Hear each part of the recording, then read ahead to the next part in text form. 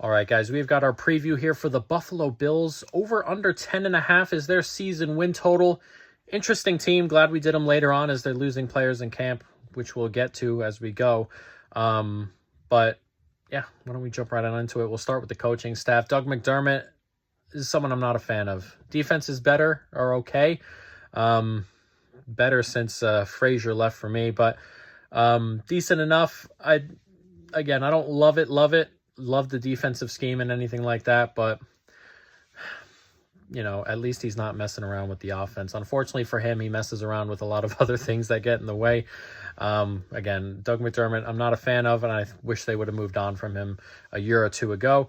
And then the offensive coordinator, Joe Brady, did really well when he came in last year. I didn't think they needed to move on from the other guy, and I don't think Joe Brady is some giant step up or anything like that. Ken Dorsey, I believe it was. So I don't think Joe Brady's a huge step up from that, and he hasn't been, but solid. And I expect the offense to still be cooking this year. And we'll start with the quarterback, which is why I think it'll be cooking Josh Allen, who's, to me, the second best quarterback by a big distance. I think Mahomes is in a tier of his own, and then Josh Allen is 2 in a tier of his own before we get to 3, 4, 5.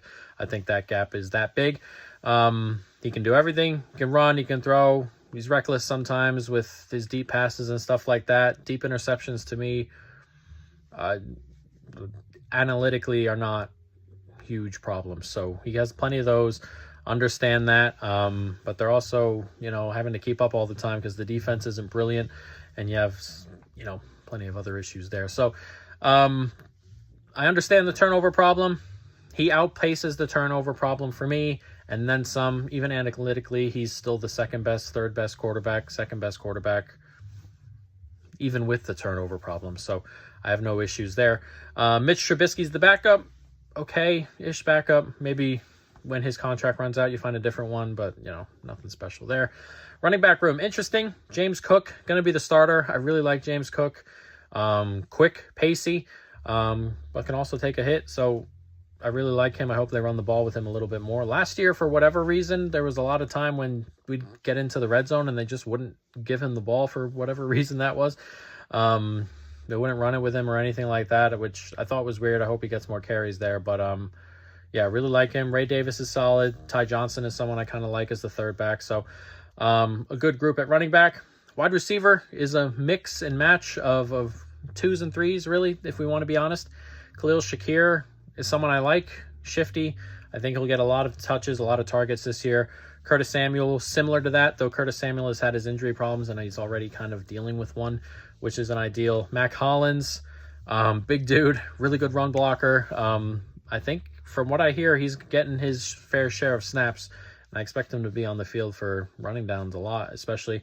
Valdez-Scantling, at this point, we kind of know who he is. He's pretty quick, going to get loose in the secondary sometimes and drop the ball sometimes. So that's just who he is.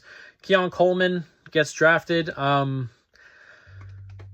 wasn't super high on Coleman coming out. I think he's going to have problems separating in the NFL. I'm willing to be proven wrong there, no problem. But I'm not sure he comes into this offense and he's anything extraordinary from the jump. So we'll see there. I think a lot of this goes through Shakir and Curtis Samuel when he's healthy, but we'll see.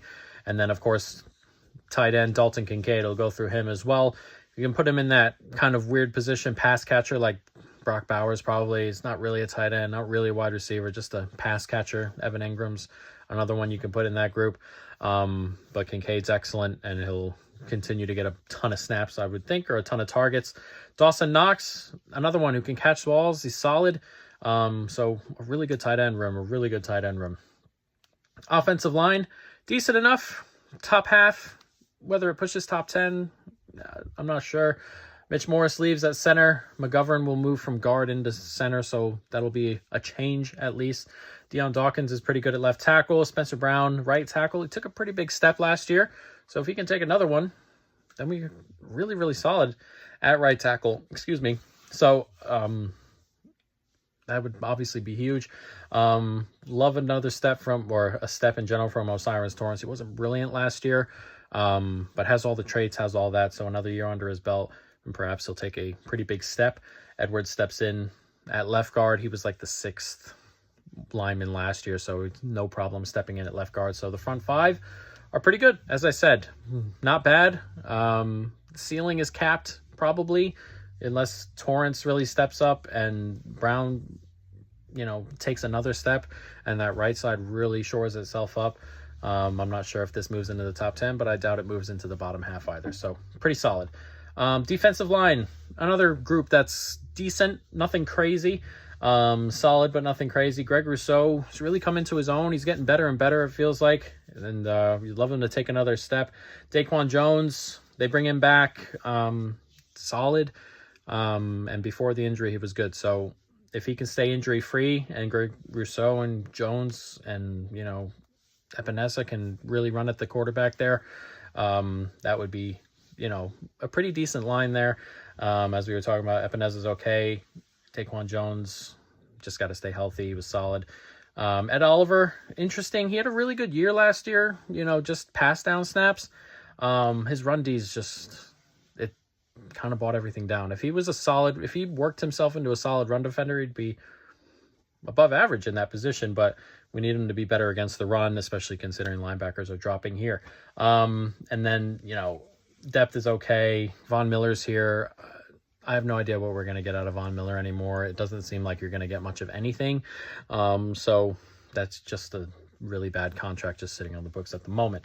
Linebacker room loses Matt Milano, we've been talking about. Most likely for the year. They're thinking maybe he'll come back late, but most likely for the year. He's really good in pass coverage, an excellent linebacker. It's a big miss. Terrell Bernard, though, will start. He was solid last year. We'd like him to continue that way. Morrow's okay. So, the drop-off isn't... It's big enough to be a problem, obviously, but I don't think this is like a bottom 2 or 3 or 4 kind of linebacker room still. So, it's okay. Decent-ish. But obviously, you'd love Matt Milano to be healthy here. Secondary is interesting. Safety, probably an issue. Rapp is okay. Nothing great. They bought Terrell Bergeson, and then he goes put on IR, and then a weird quirk. He may just be bought out kind of thing. Interesting. So it would be DeMar Hamlin, Cole Bishop, Cam Lewis. I'm not sure who gets that second spot. Either way, it's not great. So safety's a problem. Corner, though, isn't necessarily a problem. They had 3 corners that were really good last year, all above, 81 PFF grades. I don't know if PFF is up and down or however you want to look at it, but PFF is solid enough that you can trust some of those numbers, and they played well. Just watching them down to down. Rasul Douglas, Christian Benford, Teron Johnson at nickel. So it's a really solid group, and it can carry a bad secondary or a bad safety group if need be. Safety is something that I assume I've been waiting for them to pick someone up. I assume somewhere along the line someone will get picked up. Depth is, it is what it is. Kyrie Elam is still there. He's young. We'll see if he can take a step and kind of be okay-ish, but he's not had a great start to his career. So decent enough secondary. I like the corner room, like the corner group. Safety is the obvious issue here.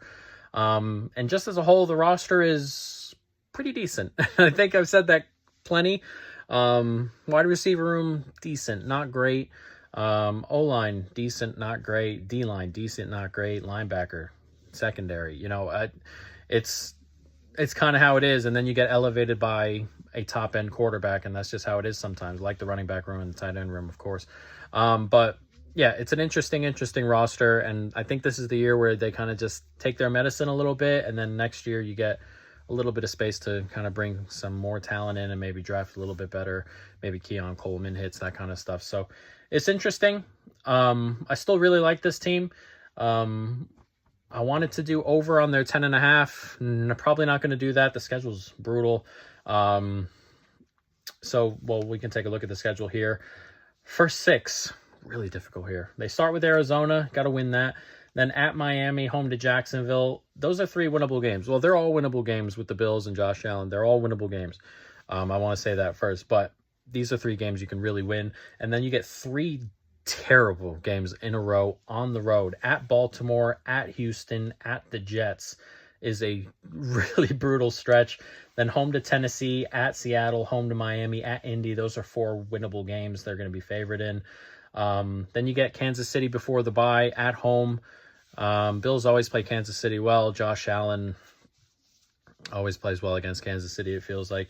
And they seem to have epic contests all the time. Then you get a bye, and then you come out of the bye and play San Francisco, but again at home. So Kansas City bye San Francisco is a really interesting stretch. We'll see what San Francisco's like this year. Vibes are kind of weird around there, but the roster is still very solid. Ayuk stays. If they get the left tackle to sign, don't see why they're not going to be good again. Then you get another two that are difficult here at the Rams, at Detroit, two high-scoring offenses who are going to test this defense for sure. And your offense is going to have to come ready to play. And then 3 games to end the season that are winnable: New England, and then the Jets at home, and then at New England to end the season. So interesting schedule. They have stretches where there are winnable games. You got your 3 at the front. You got your 4 in the middle: Tennessee at Seattle, Miami at Indy. And then you got your 3 at the end. Those are all winnable. There's 10 games there that you're going to be favored in. And then you have 6 games floating around that are difficult. You know, you got that really gross stretch at Baltimore, at Houston, at the Jets, Kansas City, San Fran back-to-back, at LA, at Detroit. So there's some weird quirks to this schedule. It's going to have its toughnesses, or it's going to have its tough spots, its soft spots. It's a one schedule in a really difficult division. So that's just how it's going to be. But we have a couple plays. First, Josh Allen over 485.5 rush yards at -112, a $1.25 bet for us on our $1 $1 million challenge. That's 29 yards a game on the ground, which I think, 1, he'll have to do. 2, I think they're going to have to rush him a lot this year, 1. And 2, you're going to get some difficult edge groups here. And running and scrambling to get out of those is preferable. I think they're going to be games where he gets 60, 70 yards on the ground. I know they don't want to run him a ton, and I know Doug McDermott doesn't want to, quote unquote, run him all the time into the ground, but to stay in some of these games against these really difficult opponents with good D-lines, he's going to have to run, and I think he will. And then the last one, Bills to win all home games at plus 1,600, a 10-cent bet. Just a bit of a flyer here. All their game, a lot of winnable games at home. You got Arizona at home, Jacksonville, Tennessee, Miami are the first 4. Those are all winnable, and you're going to be favored in. And then New England and the Jets to end the season. It's this bit in the middle that I'm really worried about, obviously. Kansas City and San Francisco at home. You get San Francisco out of a bye against the defense I think you can really get at. And then Kansas City, you always play tough. So I think if they win the first 4, it'll be not going to be easy. You get Miami, Jacksonville in there, but you get Arizona, Tennessee. If they win the first 4, 16-1 on beating Kansas City, San Francisco, and the Jets at home, I'll take that for sure, and I will take it going forward. So those are our plays, and that is the preview for the Buffalo Bills.